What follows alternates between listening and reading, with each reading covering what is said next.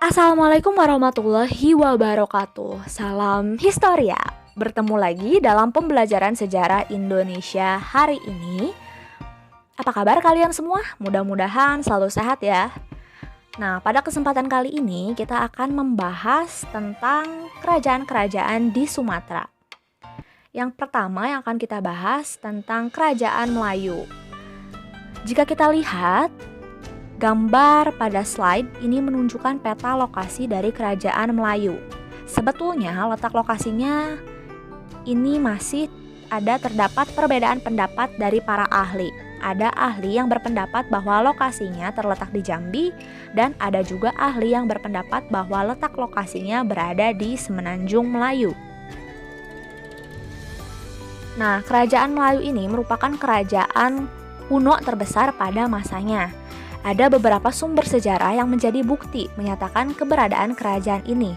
Yang pertama, ada kitab sejarah dari dinasti Tang yang menyatakan datangnya utusan dari Moloye di Cina pada 644 dan 645 Masehi.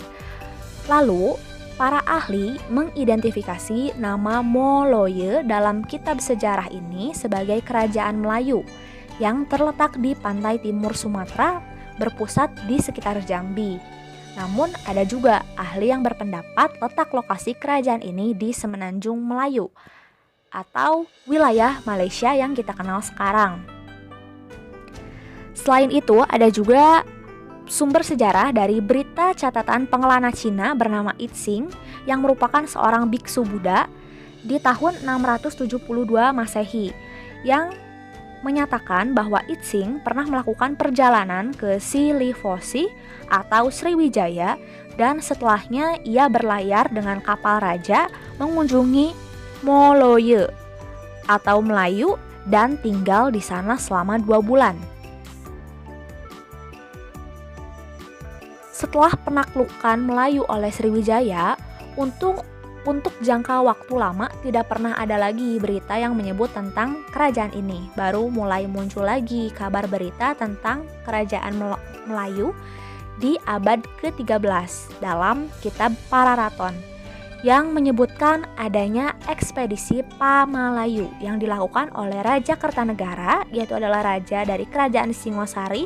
Pengiriman pasukan ini disebut sebagai nama istilahnya adalah ekspedisi Pamalayu. Karena memang saat itu Melayu memiliki lokasi di wilayah yang strategis dan memegang peranan penting dalam dunia pelayaran dan perdagangan Selat Malaka. Seperti yang kita tahu, Selat Malaka merupakan rute dari jalur perdagangan internasional atau jalur sutra. Selanjutnya, dari prasasti-prasasti yang ditemukan di daerah Minangkabau disebutkan ada seorang raja bernama Aditya Warman yang memerintah di Melayu, dan ini merupakan anak dari Adwaya Warman.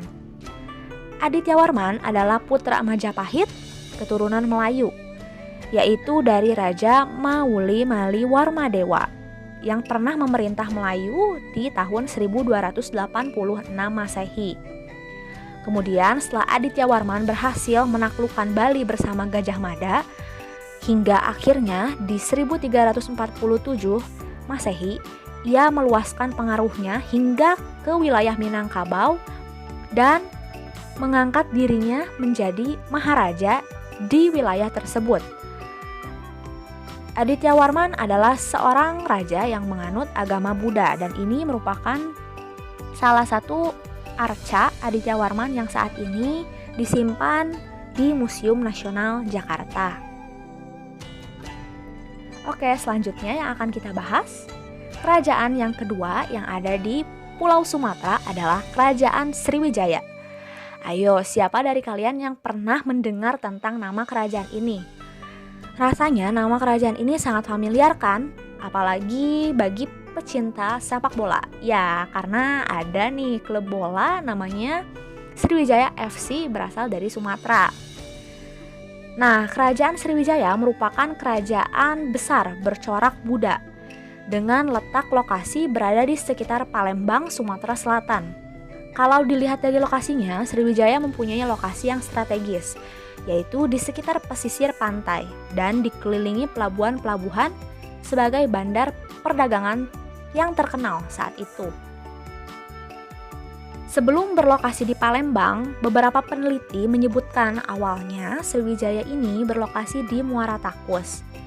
Hanya saja setelah Dapuntahiang berhasil menaklukkan Melayu atau kerajaan Melayu yang tadi sebelumnya kita bahas pada abad ke-7, kemudian terjadilah pemindahan ibu kota yang awalnya tadi dari Muara Takus kemudian pindah di Palembang, yang memang saat itu tadi sebelumnya Palembang menjadi lokasi kekuasaan dari Melayu atau kerajaan Melayu. Kalau kita membicarakan tentang sumber sejarah dari peninggalan Sriwijaya, tentu ada banyak sekali prasasti peninggalannya. Nah, yang pertama, ini ada prasasti Kota Kapur. Jika dilihat dari gambarnya yang ada di slide, bentuk dari prasasti ini memang unik ya, karena seolah membentuk tiang yang memanjang. Prasasti ini ditemukan dekat Sungai Menduk. Adapun isi dari prasasti ini mengisahkan tentang tentara Sriwijaya yang berangkat untuk berperang melawan Jawa. Para ahli mengidentifikasi kerajaan yang dimaksud adalah Kerajaan Taruma, karena memang sejak tahun 666 sampai 669 Masehi sudah tidak pernah lagi Kerajaan Taruma ini disebut dalam catatan-catatan Cina. Maka dari itu tadi para ahli mengidentifikasi penyerangan Sriwijaya terhadap Jawa. Nah, Jawa, kerajaan yang ada di Jawa yang dimaksud itu adalah Kerajaan Taruma. Dalam prasasti ini juga menjadi awal munculnya kata Sriwijaya yang jika dalam berita Cina disebut dengan istilah Si Li Fo Si. Selain itu, jika kita baca terjemahan yang ada pada gambar di slide, dalam prasasti ini juga disebutkan tentang ancaman bagi siapa saja yang tidak patuh terhadap perintah raja. Prasasti yang kedua adalah prasasti Kedukan Bukit. Prasasti ini merupakan prasasti tertua yang ditemukan di daerah Kedukan Bukit dekat tepi sungai Tatang atau dekat dengan daerah Palembang. Angka tahunnya ditulis pada tahun 604 Saka atau sekitar 682 Masehi. Prasasti ini ditulis dengan aksara Melayu kuno dengan jumlah hanya 10 baris. Isi dari prasasti ini bisa kita lihat, ini mengisahkan tentang penaklukan kerajaan Melayu oleh kerajaan Sriwijaya yang saat itu dipimpin oleh Dapuntahiang di tahun 682 Masehi. Ini yang kita bahas sebelumnya tadi di kerajaan Melayu ya. Nah, lalu penyerangan Sriwijaya terhadap Melayu ini menyebabkan adanya pemindahan ibu kota yang awalnya di sekitar Muara Takus menjadi di Palembang, yang saat itu Palembang menjadi daerah kekuasaan Melayu. Tapi kan tadi Melayunya sudah berhasil ditaklukkan. Nah, terjadinya pemindahan ibu kota ini terjadi di tahun 683 dan 685 Masehi. Oke, selanjutnya yang ketiga ada prasasti Telaga Batu.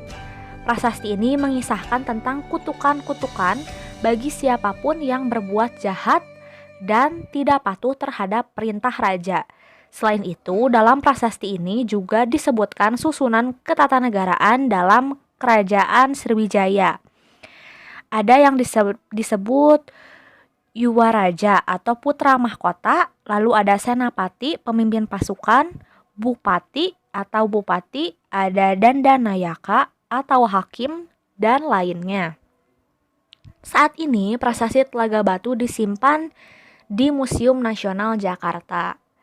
Nah, selain 3 prasasti tersebut, sebetulnya masih banyak lagi prasasti-prasasti lainnya.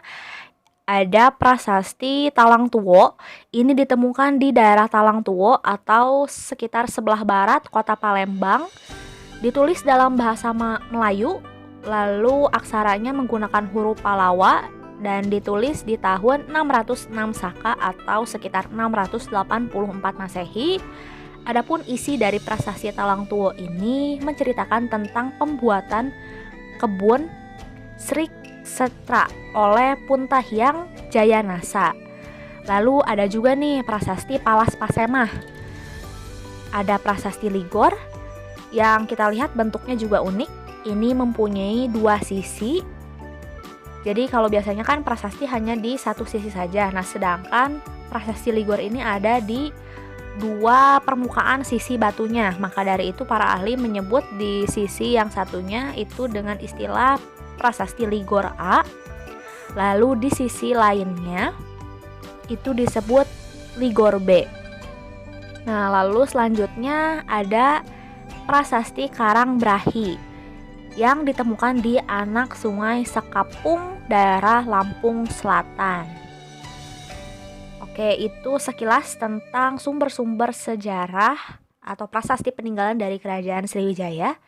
Selanjutnya, jika kita membicarakan raja-raja yang pernah memerintah Sriwijaya, yang paling sering disebut dalam prasasti tadi ada Raja Dapuntahyang yang memang dikenal sebagai raja hebat, yang tadi kita bisa melihat kehebatannya yaitu dapat menaklukkan kerajaan Melayu.